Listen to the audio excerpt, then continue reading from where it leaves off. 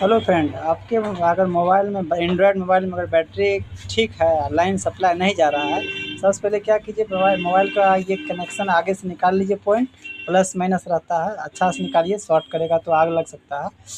क्योंकि ये अगर लाइन यहाँ पर पॉइंट पर अगर सप्लाई नहीं आ रहा है तो एक काम करना है।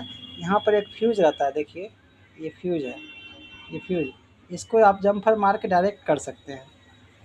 डायरेक्ट करके आप लाइन सप्लाई कर सकते हैं। इससे क्या होगा, इन दोनों से फ्यूज को जम्पर करके कनेक्शन कर दीजिए, आपका लाइन सप्लाई हो जाएगा और चार्जिंग उठाने लगेगा। अच्छा हम्म। की का दा की हाल छै?